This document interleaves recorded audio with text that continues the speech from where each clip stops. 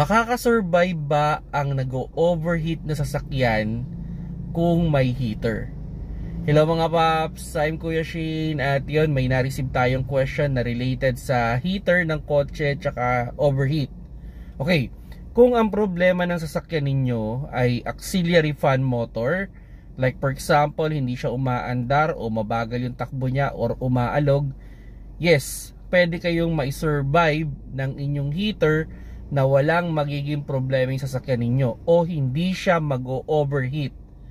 On my own experience, no, sabihin na natin afternoon, sobrang tirik nung araw, from Cubao going here sa Pasay, siguro almost 1 hour sa EDSA ako, naka-on lang yung heater, sira yung auxiliary fan motor, hindi nag-overheat yung aking sasakyan.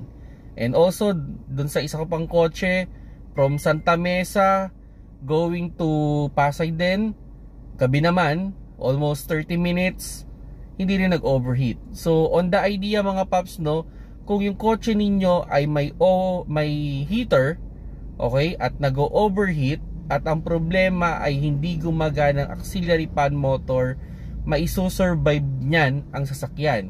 Ang idea kasi dyan, yung heater kasi para yan may mini radiator. So yung mini radiator na yon, once na nahanginan yon nung ating fan, okay, yung blower natin sa loob, magre-reduce na yung init ng ating makina. Yun nga lang, hindi talaga komportable dito sa loob ng kotse. Pero may susurvive ninyo yung kotse na walang magiging problema. Kaya kung sakali man, no, kung may heater sa sasakyan ninyo, merong ang gagawin nyo lang dyan, nag-overheat yung sasakyan ninyo, ang cause is auxiliary fan motor, i-on nyo lang yung heater, todo ninyo yung fan, posible na bumaba ang temperature ng inyong engine. Kung nagustuhan nyo yung video, pakilike na lang mga paps.